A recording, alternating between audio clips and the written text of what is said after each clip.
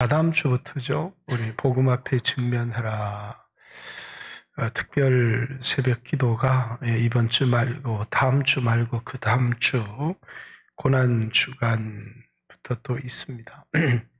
여러분들이 많이 들은 설교이겠지만 다시 복음을 들을 수 있는 그런 기회로 좀 삼으려고 합니다.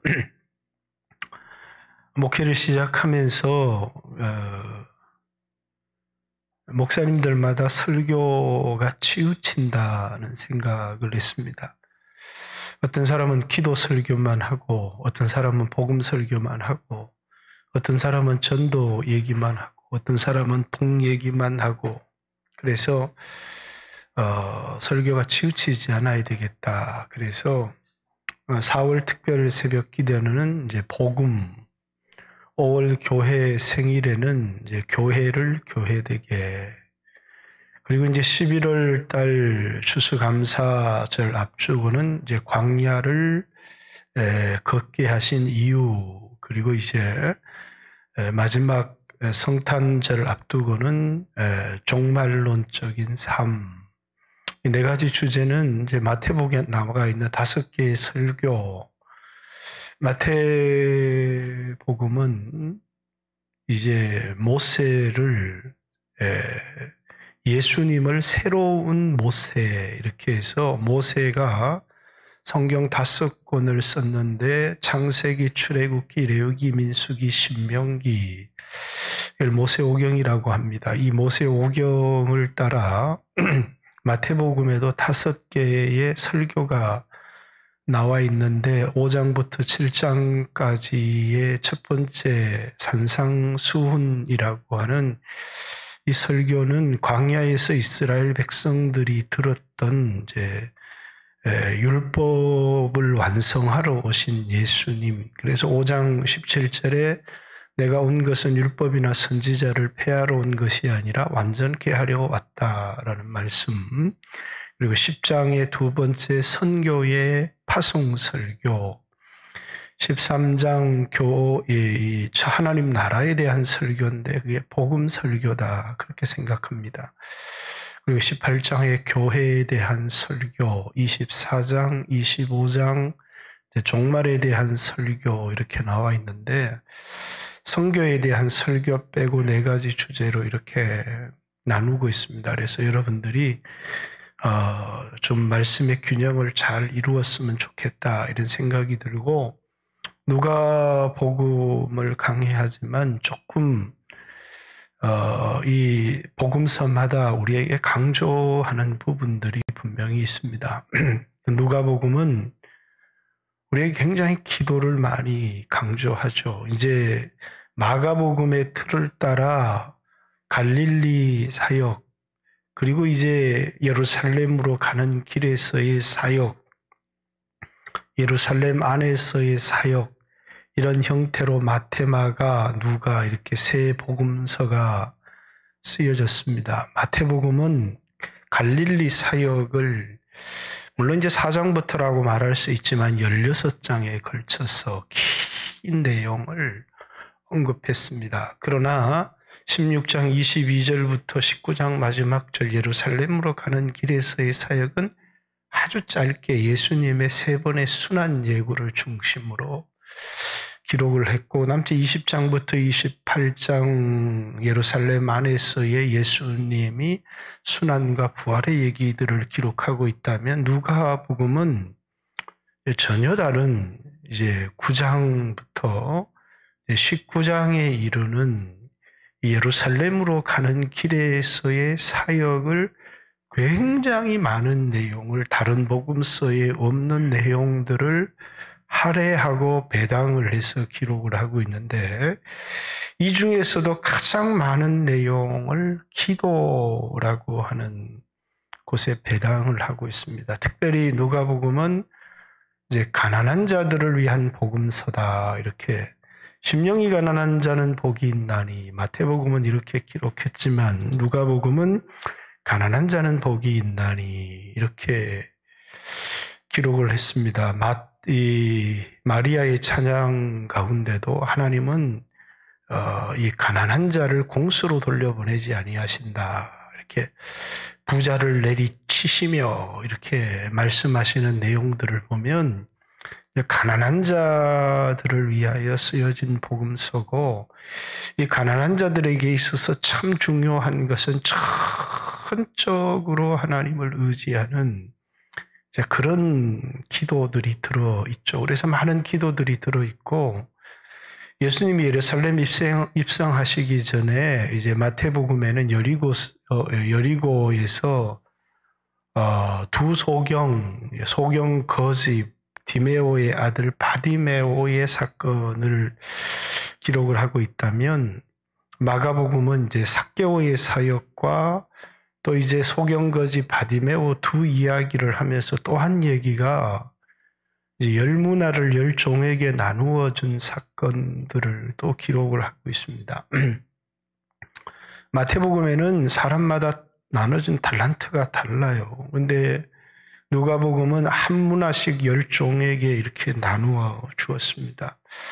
그것은 우리가 어떤 환경에서 자라고 우리가 어떤 능력을 가지고 있느냐, 우리가 가진 은사에 하나님이 관심을 가진 게 아니고, 하나님의 관심은 우리가 얼마나 겸손한 태도를 가지고 있는지, 그래서 하나님이 우리에게 보시는 것은 은사가 아닌 태도다.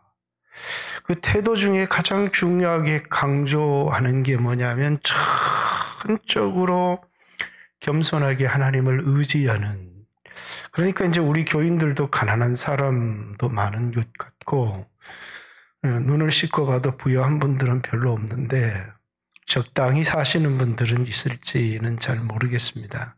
이제 우리끼리 적당한 거지, 이제 서울에 들여다보면 우린 전부 다 가난한 사람들이죠. 근데 여러분과 저에게 있어서 참 중요한 것은 이제 기도라고 하는 그런 자세입니다. 다른 모든 종교에는 기도를 통해서 능력을 얻습니다. 능력.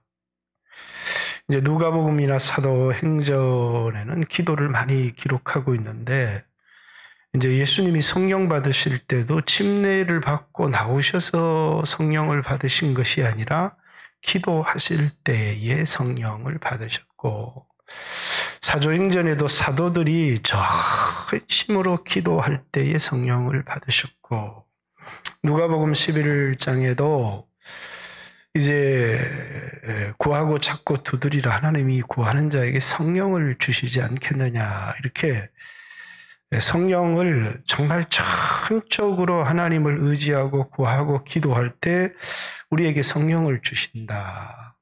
근데 많은 사람들이 환경이 어려워지면 기도하고 환경이 좋아지면 좀 마음이 교만해져서 기도에 멀어지기도 하고 그렇게 합니다마는 성경이 우리에게 가르쳐주는 기도의 가장 본질적 교훈은, 기도는 능력을 받기 위해서 기도하는 게 아니고 하나님과 친밀하기 위해서 기도하는 거죠. 그러니까 우리가 많은 사람들이 기도를 가르치는 이유가 기도를 해서 복을 받고 기도를 해서 능력을 얻자. 세속적 그리스도인들은 기도를 해서 복을 받기를 원하고 막 교회를 부흥시키기를 원하는 목사들은 기도를 해서 능력을 받아서, 그래서 막 병든 사람에게 손을 얹으면 병이 떠나가고 귀신이 떠나가고 이렇게 막 능력을 사용할 수 있는 사람이 되는 것처럼, 저도 한때는 주여 이 땅에 하나님 살아계심을 나타내려면 능력이 있어야 되는데 능력 주세요, 능력 주세요 이렇게 기도를 많이 했는데 가만 보니까 그거는 가짜더라고요. 기독교에서 가르치는 기도는 능력을 받는 게 아니고 기도는 하나님과의 깊은 관계를 가지는 겁니다. 우리가 아무리 많은 돈을 가지고 형편이 좋아진다고 할지라도 하나님과의 친밀한 관계 속에서 내가 그분의 능력을 끌어다가 그분 뜻대로 쓰는 것을 기도다 이렇게 얘기하는 것이지, 기도를 그분의 능력을 내 주머니에 넣어 두었다가 내가 필요할 때 이 사람에게도 나눠주고 이 사람에게도 주고 하는 것은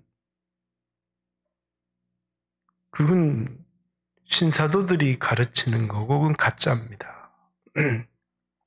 기도는 하나님이 주시는 능력을 내 주머니에 넣어 두었다가 내가 필요한 사람들에게 나누어 줄 수 있는 게 기도가 아니고, 기도는 능력은 하나님이 갖고 계세요. 그런데 그 능력을 가지신 하나님과 내가 얼마나 친밀해서 그분이 원하시는 대로 순종하고 그분이 원하시는 대로 기도해서 나를 통해서 주님의 능력이 딴 사람에게 흘러가는 통로.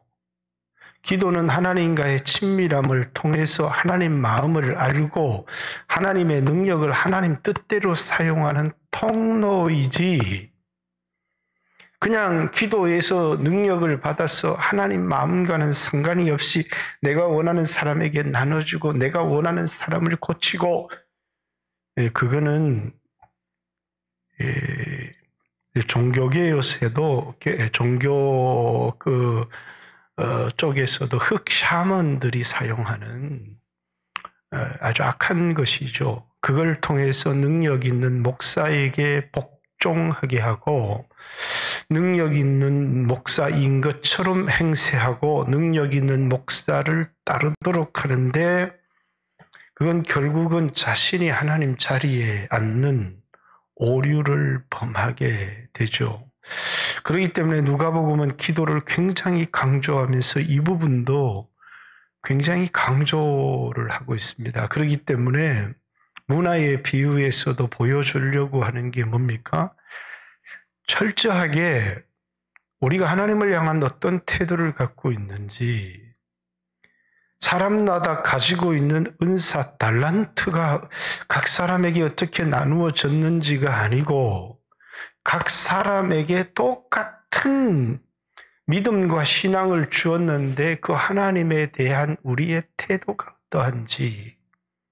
그래서 그 태도에 따라서 어떤 사람은 10문화를 남기기도 하고 어떤 사람은 5문화를 남기기도 하고. 그러니까 여러분, 누가에 의하면 여러분과 제가 가난하고 어렵다고 해서 절망할 이유는 하나도 없어요. 왜? 어차피 우리가 가진 돈, 우리가 가진 능력으로 살아가는 것이 아니고 우리는 하나님과의 친밀함을 통해서 하나님의 능력을 끌어다 쓸 수 있는 사람이 믿음의 사람이지, 그 능력을 내 주머니에 넣고 내가 일시적으로 보관하면서 쓰고 그런 신앙이 아니다는 것입니다. 그렇기 때문에 여러분과 제가 평생의 겸손한 태도로 하나님을 의지하며 살아갈 수 있다면 그 사람은 결코 실패하지 않는다라는 사실을 꼭 기억했으면 좋겠고, 이제 3만 불이 넘어가면 사람들이 기도의 자리를 떠난다. 왜? 가진 것이 많아지니까 그렇겠죠. 그러나 여러분과 저는 어떠한 시대를 살아가든지 그 문화의 비유에서 우리에게 보여주는 것처럼, 주님, 나는 아무것도 아닙니다. 나는 아무런 능력도 내게 없습니다. 단지 기도를 통해서 주님과의 친밀한 교제, 아주 주님과의 깊은 관계를 통해서 주님의 능력을 주님의 뜻대로 사용하는데 내가 그 통로가 되게 해주세요 라는, 그렇게 주님 앞에 쓰임받는 사람들이 되었으면 좋겠다, 그런 생각을 해봅니다. 그리고 이제 오늘 본문에는 이제 처음으로 예수님이 예루살렘 성전에 들어가셔서 이제 성전을 정화하는 사건을 하시고, 그리고 나서 성전에서 사람들을 가르치셨어요. 여러분들이 잘 알듯이 존 버년이라는 사람이 다른 사람에게 복음을 전했습니다. 그러니까, 야, 너 저 성경 가르칠 자격이 있니? 그러니까, 성경을 가르치는데 자격이 필요합니까? 자격증이 있어야지. 너 자격증 내봐. 자격증이 없는 겁니다. 그래서 그가 깜빵에 갇혔어요. 그죠? 우리는 오늘 이렇게 복음을 전할 수 있지만 이번 차별금지법 속에는 이제 복음을 전하지 못하도록 하는 이런 내용들은 좀 빠졌다고는 합니다만은 어쨌든 간에 이제는 복음을 전하는데도 이제 제약이 되어지는 사회법으로 제약을 할 수도 있고 종교법으로도 너는 가르치지 마 이렇게 가르칠 수 없는 예수님이 성전에서 가르쳤는데 너한테 누가 성전에서 가르칠 권한을 줬느냐라고 하는 첫 번째 질문입니다. 너 성전에서 가르쳤는데 누가 너한테 성전에서 가르치라고 했어? 라고 하는 그것에 대하여 예수님의 답변이 오늘 이 예화 속에 나와 있죠. 원래는 이제 마태복음은 20장부터 23장, 23장 말까지의 이 4장에 걸쳐서 이제 4가지 문제를 다루고 있습니다. 첫 번째 문제가 누구의 권위로 가르치느냐. 두 번째가 국가에 대한 태도죠. 세금을 내는 것이 온당하냐, 온당하지 않느냐. 가이사에게 세금을 내는 것이 온당한 예수님을 올무에 걸라고 이제 던졌던 그런 질문입니다. 이제 세 번째 질문이 부활이 있느냐, 없느냐라고 하는 사두개인들과 바리새인들 사이에 생기는 종교적인 갈등입니다. 바리새인들은 부활도 있다. 그리고 천사도 있다. 그리고 우리가 쓰고 있는 구약 성경 이 모두가 이제 39권이 하나님 말씀이다. 이렇게 생각했는데 사두개인들은 부활도 없다. 영도 없다. 하나님의 말씀은 모세 오경만 하나님의 말씀이다. 이렇게 그런 바리새인들과 이 사두개인들 사이에 종교적인 부활이 있느냐 없느냐 하는 문제. 네 번째는 왜 예수님이 다윗의 자손이라면 다윗이 그 예수님을 향해서 주님이라고 했을까라고 하는 이 4가지 질문에 대한 것이 예수님이 예루살렘 안에서의 겪었던 중요한 신학적 질문입니다. 너 무슨 권위로 가르치느냐라는 것과 세금을 로마에다가 내는 게 맞느냐 틀리느냐라는 것과 부활이 있느냐 없느냐라는 것과 그리고 메시아가 다윗의 후손으로 오는데 왜 다윗이 자신의 후손을 향해서 주라고 했느냐라고 하는 이 4가지 질문을 누가복음에는 여기 20장 한 장에 다 다루고 있어요. 다.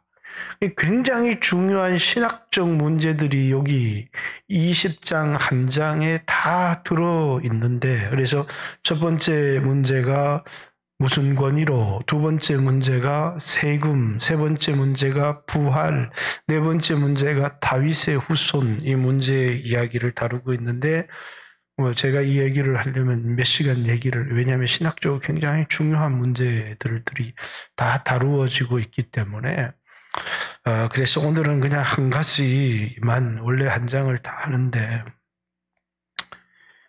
우리 1절 한 번만 볼까요?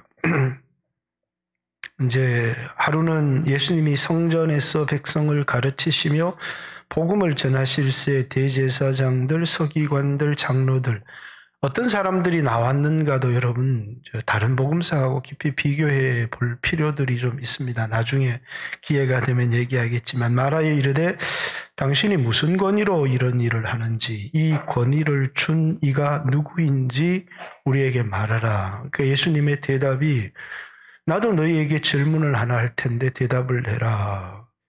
침례 요한이 침례를 주는데 이게 하늘로부터냐 사람에게로부터냐. 그러니까 그들이 아주 대답하기 곤란합니다. 하늘로부터다. 그러면 침례 요한이 나를 증거했는데 왜 내 말을 믿지 않느냐라고 할 거고 사람에게로부터다. 그러면 침례 요한이 사람들에게 인기가 많으니까 자신들의 권위가 흔들릴 수 있죠. 그러니까 그들의 대답이 그들의 마음에서 나오는 대답이나 그들의 신앙에서 나오는 대답이 아니라 사람들을 의식하는 정치적 대답이라는 거예요. 우리는 대답을 하는 순간 손해가 되어지죠. 우리 모르겠다.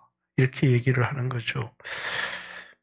뭐 중요한 이야기입니다만 여러분들도 제가 이번에 그냥 짧은 이야기지만 뭐 이렇게 성경 얘기하다 정치로 빠지면 왜 또 갑자기 정치 얘기하느냐 이렇게 하겠지만 안철수하고 오세훈이하고 토론을 하는 걸 들으면서 내 마음속에 나는 보수니까 그래도 오세훈이가 잘해야지 이런 생각을 했는데 어떤 질문이 나왔느냐면 퀴어 축제에 대한 이야기가 나왔습니다. 그런데 이거 보수하고 진보하고 싸울 때 해야 되는 얘기인데 보수 후보들 사이 이런 얘기를 왜 하지? 그런데 이게 안철수가 그래도 가장 기독교에 가까운 답을 하는 걸 보면서 제 마음이 확 바뀌었어요. 그러면서 나는 보수도 아니고 나는 진보도 아니구나. 나는 하나님 나라 백성이구나. 나에게 가장 중요한 것은 율법이고 하나님의 말씀이지 보수나 진보가 아니구나. 왜? 그 토론 하나에서 내 생각이 완전히 바뀌었기 때문이죠. 왜?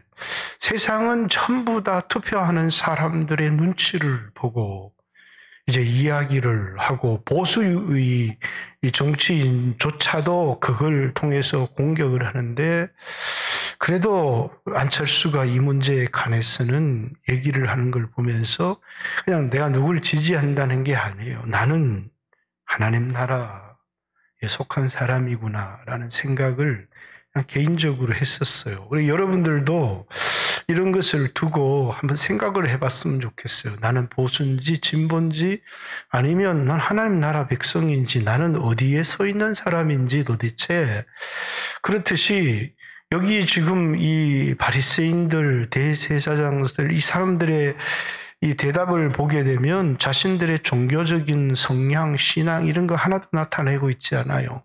그들에게 중요한 건 사람들에게 이 말이 어떻게 들릴까 이것만 중요할 뿐이죠. 그러니까 예수님께서도 나도 너희에게 그럼 답하지 않겠다 그러면서 답을 안 하신 것이 아니고 예수님이 오늘 이 비유를 통해서 예수님이 누가 준 권위로 지금 성전에서 말씀을 가르치는지 예수님이 가지신 권위의 실체에 대한 이야기를 하고 있습니다.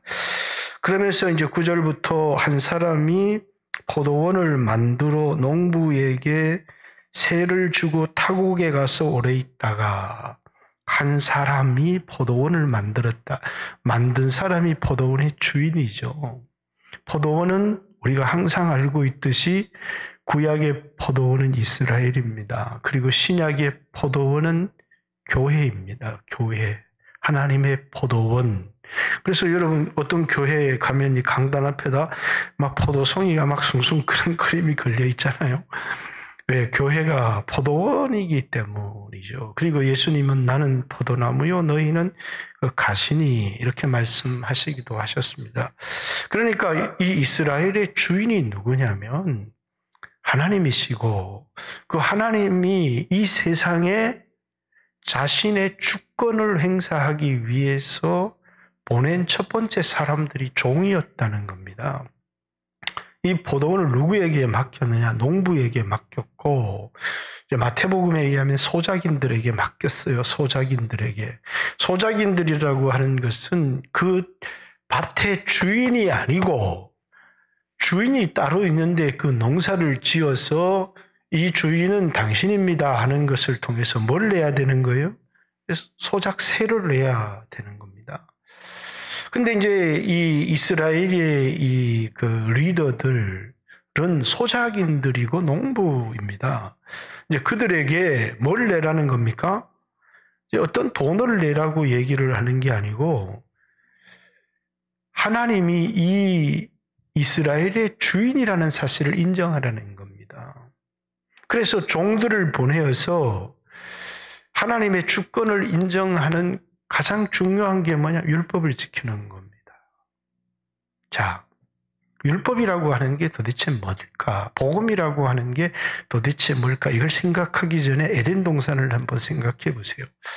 하나님이 에덴을 창설하셨습니다. 그리고 그 안에 사람을 두셨습니다. 그런데 이 사람은 에덴을 창설한 에덴의 주인이 아니고 이 에덴을 관리하는 경작자예요. 그래서 이 에덴을 경작하라 이렇게 말씀하신 겁니다. 그러면서 뭐냐면 에덴에 있는 모든 나무의 실과를 네가 임의로 네 마음대로 먹어도 좋다. 이렇게 대단한 통치권자의 특권을 주죠. 그러나 한 가지 선악을 알게 하는 나무의 실과는 먹지 마라고 하는 계명을 하나 주는 겁니다. 그리고 그 선악을 알게 하는 나무의 실과를 동산 중앙에다가 딱 두었어요. 저 구석에 마음대로 살아도 먹고 싶지도 않고 보이지도 않는 곳에 숨겨두었으면 좋을 텐데 매일 눈에 보여요. 그게. 그리고 매일 유혹을 받아요. 그러니까 매일 보이고 매일 유혹을 받을 때마다 우리가 생각을 해야 되는 게 있다는 거예요. 누가 주인이라는 거예요? 하나님이 주인이고, 주인이 이건 손대지 말라고, 그것은 이 동산의 주인이 누구라는 것을 증명하는 거예요. 내가 주인이 되어서 내 맘대로 할 거야. 먹는 순간에 그는 뭘 다 잃어버리게 되느냐면 이 관리하는 관리자로서의 모든 권리를 상실하고 이 에덴에서 쫓겨나게 되는 것이거든요. 그래서 이 선악과를 따먹는다라고 하는 의미가 뭐냐면 하나님이 우리를 막 유혹하기 위한 것이 아니고 네 인생의 주인이 누구인지를 기억하라는 겁니다. 내가 만든 공기도 아니고 내가 마신 물도 아니에요. 그런데 그걸 다 공짜로 먹고 있는 겁니다. 그러면서 우리에게 뭐냐면 너 인생의 주인이 있어. 너의 창조주가 있어. 그분을 기억하고 그분께 예배를 드리는 삶을 살아라.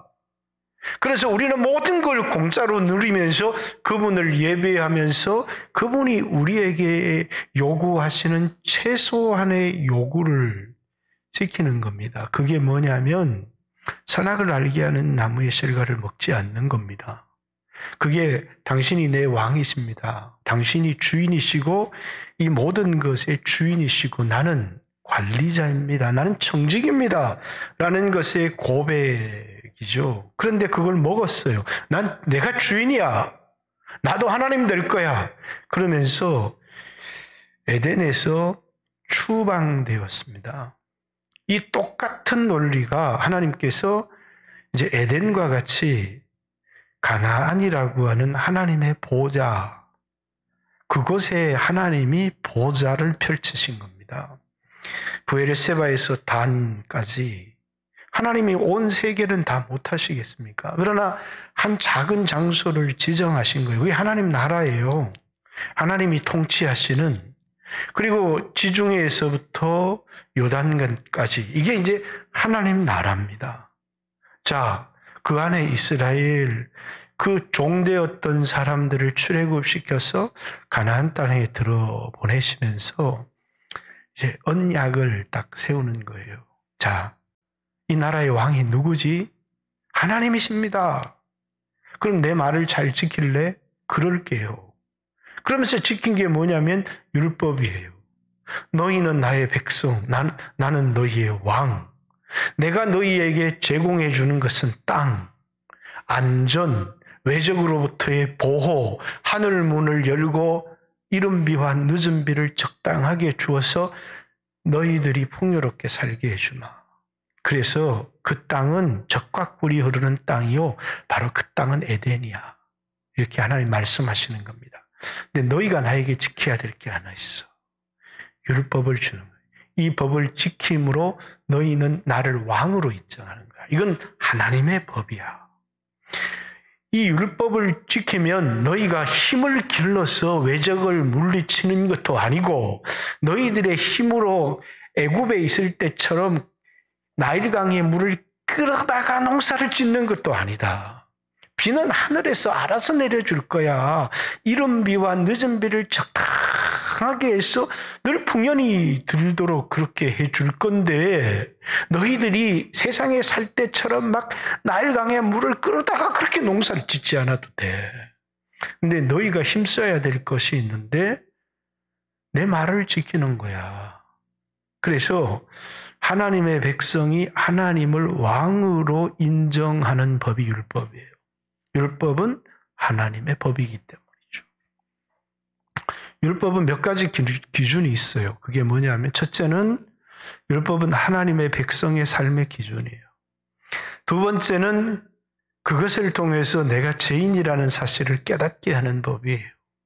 뿐만 아니라 그것을 통해서 우리를 그리스도께로 인도하는 몽학선생이기도 합니다. 그런데 오늘 우리는 구원론의 입장에서 율법을 우리로 죄인임을 깨닫게 하는 거고, 죄인임을 깨달았고 예수를 믿었으면 율법이 필요 없다 이렇게 말하는 사람이 있어요. 그렇지 않아요. 율법은 기준이에요. 성령에 충만한 삶은 율법을 지키는 삶이에요. 그러면 율법주의가 뭐냐면 율법을 지킴으로 구원을 얻지를 못해요. 율법은 하나님을 내 인생의 주인으로 인정하는 법이에요. 그런데 구원은 예수님의 은혜로 받지만 구원받은 백성이 살아야 될 삶이 뭐냐면 예수님이 나의 주인이십니다라고 하는, 그래서 나는 은혜로 구원을 얻었습니다. Jesus my Savior. 예수님은 나의 구원자십니다는 거죠. 그 구원을 얻은 사람들이 이제 예수님은 나의 왕이십니다라는 고백이 율법을 지키며 살아가는 그런 삶이에요. 율법을 지키며 살지 못했을 때 내가 죄인임을 고백하면서 내가 용서받을 수 있는 길을 피를 통해서 주셨고, 용서받은 사람이 이 땅에서 은혜를 누리며 살아갈 수 있는 삶을 율법을 지킴을 통해서 살아갈 수 있도록 우리에게 주셨다는 거예요. 그러니까 오늘날 어떤 사람들은 율법은 잘못된 거다, 율법은 좋은 거예요. 율법주의가 이단이에요. 율법주의는 내 행위로 율법을 지킴으로 구원을 얻겠다는 거고, 구원은 은혜로 얻는 거예요. 그러나 은혜로 구원을 얻은 사람이 예수 그리스도의 주 되심을 인정하며 살아야 될 법이 율법이에요. 그래서 이제 하나님께서 포도원을 만드시고 그 포도원의 주인이 하나님이신데 거기 소작농들이 있어요. 농부들이 있어요. 그 농부들은 바리새인들, 대제사장들, 서기관들, 이스라엘의 지도자들이에요. 그런데 하나님의 종들이 있어요. 그 종들은 뭐냐면 율법을 지켜, 율법을 지켜, 율법을 지켜 하나님의 요구를, 그래서 너희가 내가 왕이라는 걸 인정하려면 우리가 경제적인 개념으로 계산을 하면 소작료를 내야 되지만 이게 이제 경제적인 개념이 아니라 하나님의 주권, 내가 왕이야, 내가 왕이야 라는 것을 하나님이 뭐라고요? 율법을 지킴을 통하여 내가 왕임을 인정해라는 겁니다. 그래서 누구를 보냈냐? 선지자들을 보낸 겁니다. 그럼 선지자들은 끊임없이 와서 뭘 얘기를 했느냐면 율법을 지키지 않는 그들을 책망한 겁니다. 율법을 지키라고. 그래서 선지자의 메시지는 두 가지예요. 하나는 심판의 메시지예요. 율법을 지키지 않는 너희를 심판하실 것이다 라는 것이고, 그리고 지키지 못한 너희들을 위해서 하나님 메시아를 보내주실 것이다 라고 하는 이 두 가지 메시지가 선지자들의 메시지예요. 모든 선지서는 전반부에는 심판에 대한 메시지고 후반부에는 소망에 대한 메시지가 들어있죠. 왜 그러느냐? 그들의 요구가 하나님의 주 되심을 인정하라고 하는 거거든요. 그래서 계속해서 종들을 보냈다는 거예요. 첫 번째 종들을 보내니까 이 종들의 메시지를 듣고 수용했다면 회개하고 말씀을 지키는 삶으로 돌아갔을 거예요. 근데 수용하지를 않았어요. 그리고 뭐 하느냐면 우리가 주인으로 살고 싶다는 거죠. 내 마음대로 살고 싶다는 거예요. 율법이라고 하는 이 뭐죠? 이 사슬에 매여서 살고 싶지 않아서 종을 죽인 거예요. 그래서 얘들이 지금 실수했나? 두 번째 종을 보내고 세 번째 종을 보냈어요. 그런데 두 번째 종도 죽이고 세 번째 종도 죽였어요. 왜 첫 번째, 두 번째, 세 번째냐면 우리는 이제 하나님이 보내시고 이제 더 나은 베더를 보내시고 베스트를 보내시고 이렇게 성경에서는 첫 번째, 두 번째, 세 번째, 세 번째가 최후고 하나님 마지막 인내예요. 그리고 이제 더 이상 종을 보내서는 해답이 없어요. 그래서 하나님이 아들을 보내신 거예요. 하나밖에 없는 독생자를 보내시면서 내 아들은 공경하리라. 이렇게. 이것은 하나님의 최후 통첩이에요. 이제는 이 아들을 위해 하나님이 더 보내줄 다른 아들도 없고 다른 종도 없어요. 이 아들의 말을 듣고 회개하고 돌이키면 그들은 살 것이고, 이 아들의 말을 거부하고 종들을 대했던 것처럼 아들을 대하면 이들은 죽게 될 겁니다. 그런데 아들을 영문 밖으로 끌어내어다가 죽여버렸어요. 하나님께서 이 농부를 어떻게 하시겠느냐라고 하는 거죠. 예수님의 첫 번째 대답은 뭐예요? 내가 누구냐면 니들이 여기 주인인 것 같지만 내가 이 포도원의 주인의 아들이야. 그렇게 얘기를 하시는 겁니다. 이 사람들이 뭐냐면 소작농들이 권리도 없는 것들이 너 무슨 권세로 가르치느냐? 자격증 내봐 이렇게 얘기하는데 예수님이 뭐라고요? 나는 하나님이 보낸 정권 대사라는 거예요. 하나님 아들이에요. 그리고 이제 이렇게 아들을 죽여버린 자를 어떻게 할 것인지 하나님이 오실 때 어떻게 하신다는 거예요? 자, 이미 일어난 일이고 앞으로 일어날 일을 얘기하는 거예요. 이 농부들에게서 그들에게 맡겼던 포도원을 빼앗을 거예요. 이미 빼앗겼어요. 나라를 빼앗겼으니까. 그리고 새로운 농부들에게 주실 거예요. 뭘? 세를 잘 바치는, 다시 말해서 예수 그리스도의 주권, 하나님의 주권을 인정하는 새로운 농부들에게 주실 거예요. 그 새로운 농부가 누구예요? 제자들이에요. 새로운 포도원은 교회고 새로운 농부들은 제자들이에요. 새로운 농부들에게 하나님이 주실 겁니다. 그리고 뭡니까? 이제 한 이야기, 건축자의 버린 돌 얘기를 합니다. 이스라엘의 지도자들을 건축자로 묘사하면서 그들은 이 돌을 버렸어요. 그런데 이 돌은 모퉁이의 머릿돌이 되시는 거예요.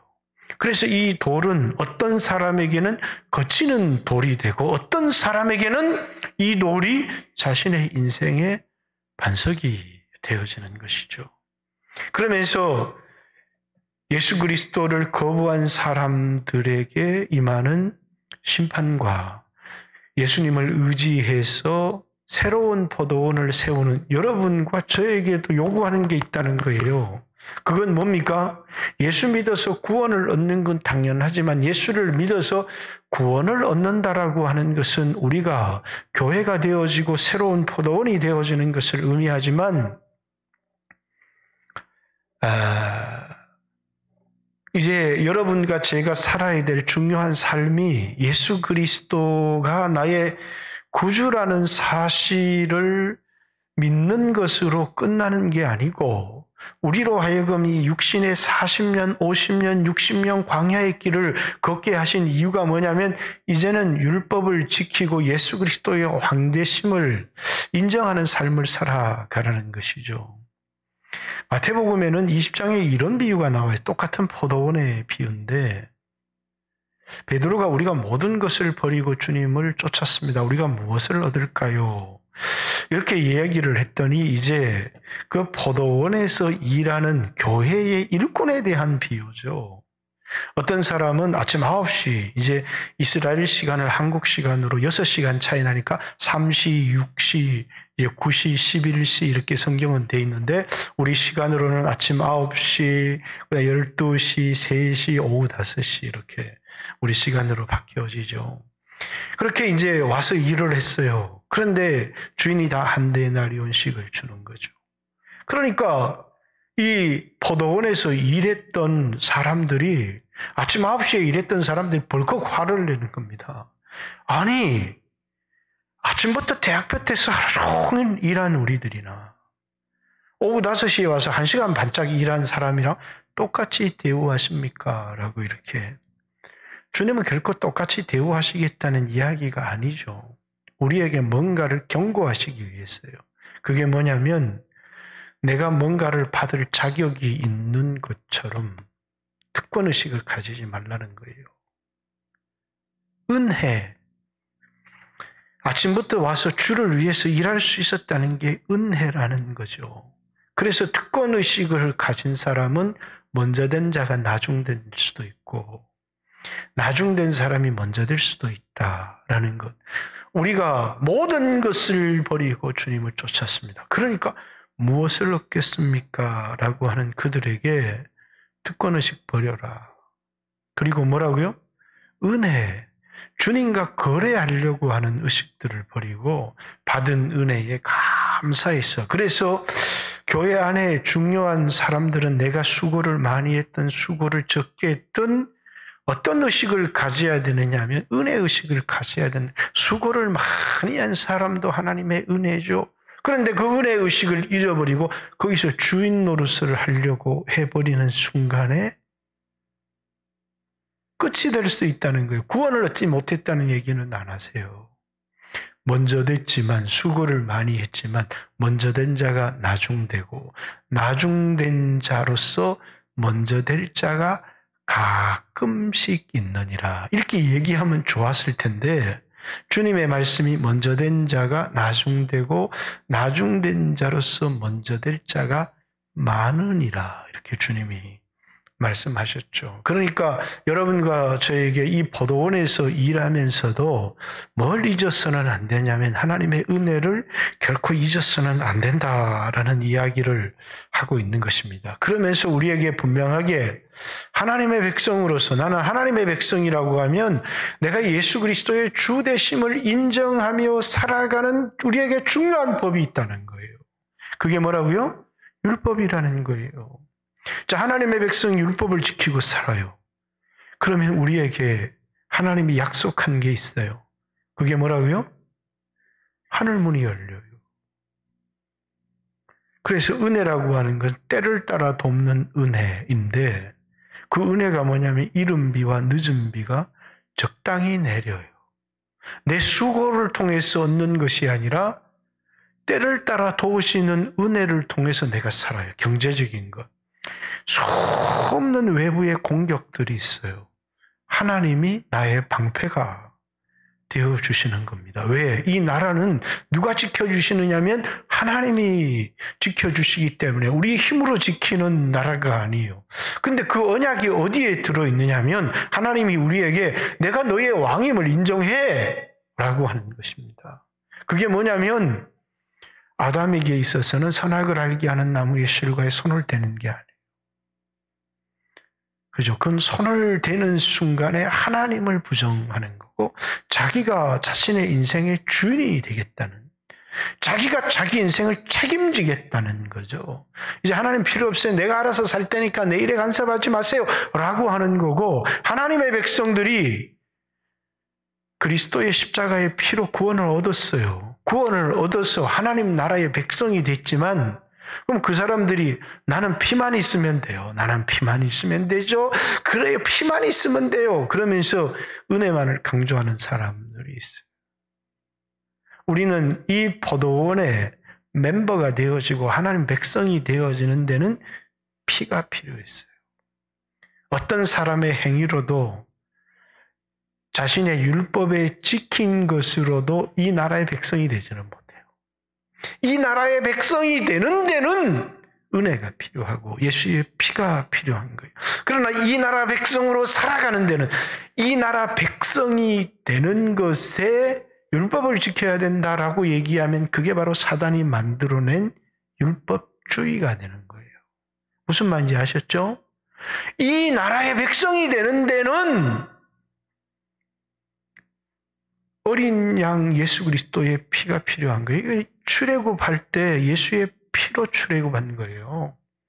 그러나 출애굽한 이스라엘 백성들과 언약을 맺을 때는 그들에게 요구하는 게 뭐냐면 예수 그리스도의 주 되심을 요구하는 거예요. 그래서 율법책을 쫙 낭독하고 다시 피를 뿌려요. 이 피는 첫 번째 유월절 어린 양의 피와는 다른 언약의 피예요. 자, 나를 왕으로 인정하겠다는 사람만 피로서 언약하라는 겁니다. 그래서 예수님의 피는 유월절 어린 양의 피도 있고 새 언약의 피도 있는 거예요. 유월절 어린 양의 피는 출애굽기 12장에 나와 있는 피고, 새 언약의 피는 그러니까 첫 언약도 피 없이 세우지 않았다. 그렇듯이 두 번째 언약도 이제 새 언약, 이것은 내 피로 세우는 새 언약이니 라고 말 때 그 언약은 출애굽기 24장 8절에 나오는 언약의 피의 사건입니다. 그렇기 때문에 오늘날 그리스도인들 가운데 율법을 멸시하는 사람들이 굉장히 많아요. 그렇죠. 주일도 아무렇게나 지키겠다. 그냥 내 마음대로 살다가 필요하면 예수 피 이렇게 얘기해 버리는 사람들이, 그렇죠.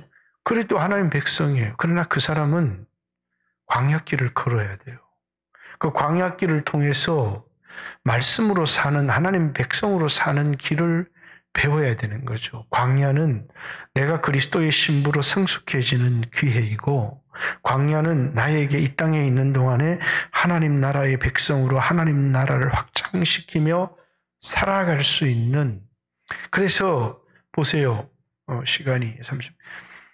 누가복음에는 문화의 비유를 예루살렘 성 입성하기 전에 우리의 태도를 강조하기 위해서 기록했고, 마태복음에는 24장, 25장 종말론적인 삶에서 이제 그들이 어떻게 주님을 기다리면서 이 땅에서 하나님 백성으로서 그리스도를 기다리는 삶을 예비하고 준비할까의 비유 속에 달란트의 비유가 나오는 겁니다. 그렇기 때문에 여러분과 저도 이 말씀, 누가 너희에게 가르칠 권한을 주었느냐? 우리 인간이 예수님에게 권한을 운운하고 있습니다. 그러나 그분이 뭡니까? 주님이세요.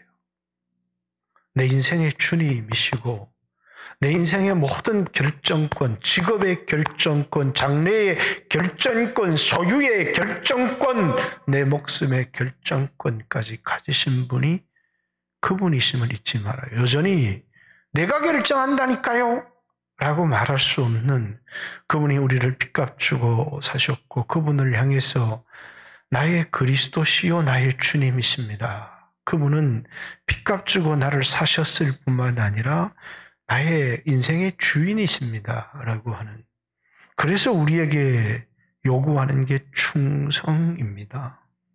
그분이 우리의 주인이 아니라면 우리에게 충성을 요구할 이유가 하나도 없죠. 그분이 우리 인생의 주인이시기 때문에 충성을 요구하는 겁니다.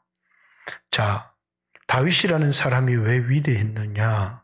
왜 위대했습니까? 한 번도 왕의 자리, 주인의 자리에 안 앉았다는 거예요. 자기를 대리 통치자라고 생각을 했습니다. 그래서 왕위를 자기의 자손에게 계승했다고 생각을 안 했는데, 하나님이 보니 다윗이 너무 마음에 들어서 자, 왕위 계승권을 주마. 그러니까 그렇게 강력한 거예요. 이방인들의 왕들은 너무나도 당연한 것이었는데, 그런데 다윗의 정신, 이 나라는 네가 왕이 아니고 내가 왕이고 너는 내 뜻대로 다스리는 대리 통치자다. 그게 기름 부었다는 의미거든요. 오늘 여러분과 저도 이 자세로 인생을 살아야 된다는 거. 내 인생, 교회 지도자로서의 인생, 이 모든 게 뭡니까?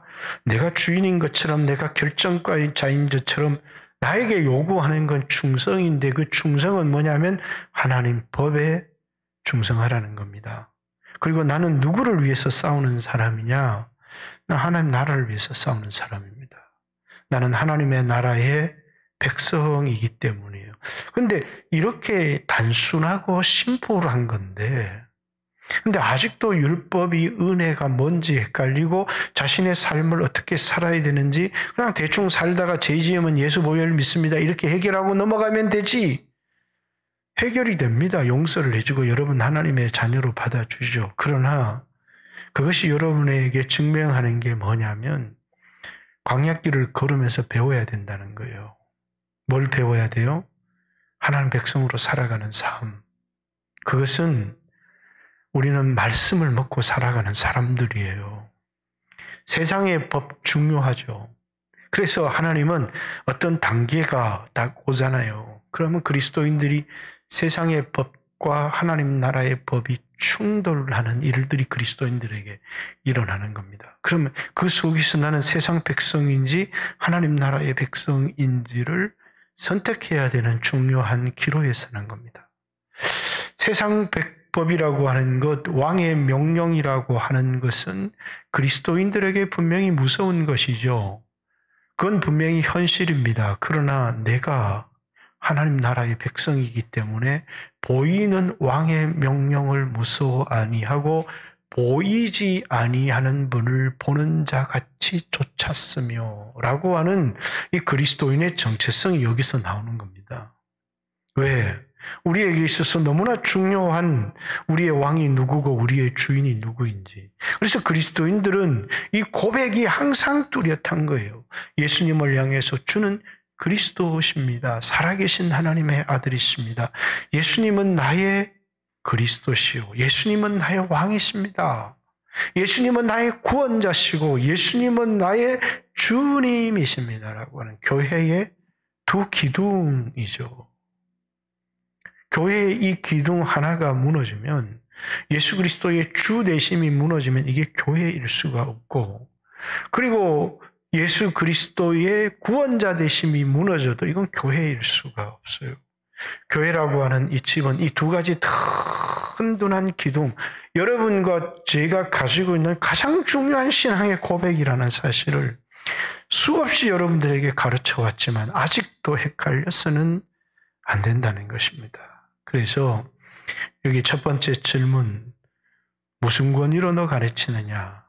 예수님이 내가 주인이야 라는 우리를 향해서, 그리고 예수 그리스도의 주인 되심을 인정하지 않는 그 앞에도 어떤 왕이, 이제 실제적으로 헤롯이라고 하는 왕, 또 이제 헤롯의 아들이었던 아켈라스 헤롯, 이 두 왕이 왕위를 받아가기 위해서 로마로 갔던 사건을 가지고 얘기를 했죠.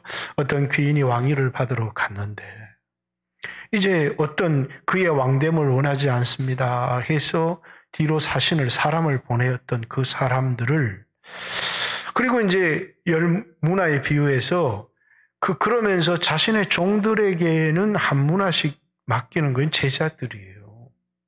그리고 그 제자들은 그 받은 문화를 가지고 열심히 주님이 오실 때까지 장사하는 거예요. 그것은 예수를 믿은 사람들이, 예수 그리스도의 주 되심을 인정하는 사람들이 예수님이 다시 오실 때까지 바쳐야 될 충성을 얘기하는 거죠. 그리고 그분이 오셔서 이제 장사한 대로 10골도 주시고 5골도 주시고 2골도 주세요. 어떤 사람은 가진 1골조차도 빼앗아 버리세요. 그리고 이제 나의 왕됨을 원치 않았던 뒤로 사람을 보내 불신자들이에요. 끌어내라 이렇게 하십니다. 그리고 뭡니까? 죽이라 이렇게 말씀하시죠. 이게 하나님 심판인 것을 우리에게 말씀해 주는 겁니다. 오늘 여러분과 제가 가지고 있는 신앙의 태도들을 한번 점검해 봤으면 좋겠어요. 하나님 보이지 않죠? 신앙을 마음대로 내 편의대로 이용하고 쓸 수 있는 것 같죠. 마치 심판이 없는 것 같죠. 그러나 이미 우리의 일상의 삶 속에서 하나님의 심판은 시작되었고, 여러분과 저는 이 말씀 앞에 우리 자신을 다시 한번 비추어 보고 돌아봤으면 좋겠습니다. 오늘도 여러분의 기도의 시간을 뺏지는 원하지 않고 우리 한 사람 한 사람의 신앙을 한번 점검해 봤으면 좋겠습니다. 여러분 대한민국 국민입니까? 오케이, 나도 대한민국 국민입니다. 여러분 하나님 나라의 백성입니까? 그렇습니다. 우리는 하나님 나라의 백성입니다. 대한민국이라는 나라가 하나님의 나라에 위반되는 법을 만들려고 합니다. 우리는 반대합니다. 그런데 그 법이 만들어졌습니다. 나는 어느 법을 따를 것인가? 나는 하나님 나라의 법을 따를 것입니다. 왜? 우린 하나님 나라의 백성이기 때문에 그렇습니다. 우리의 정체성을 분명히 하자는 것입니다. 같이 한번 주여 하시고, 누가 우리의 왕인지, 우리의 주인이신지, 그리고 우리는 그분에게 우리의 권리를 다 내어드렸는지, 혹 우리의 삶 가운데서 그분의 통치가 미치지 않는 영역들, 경제적인 영역 있는 사람이 있습니다. 두 번째, 가정, 자녀들 영역 있는 사람들이 있습니다. 세 번째, 육신의 쾌락, 죄성을 포기하지 못하는 사람들도 있습니다. 오늘 이 밤에 기도하면서 내려놓아야 될 것들을 딱 주님의 것입니다. 내 자녀들을 당신의 것입니다. 당신이 다스려 주십시오. 내 소유 당신의 것입니다. 당신의 뜻대로 하기를 원합니다. 내가 포기하지 못하는 육신의 쾌락들 주님 내려놓습니다. 이제 거두어 가십시오. 같이 한번 하나님 앞에 주여 하신 후에 하나님 앞에 기도했으면 좋겠습니다. 주여 하신 후에 기도드리겠습니다. 주여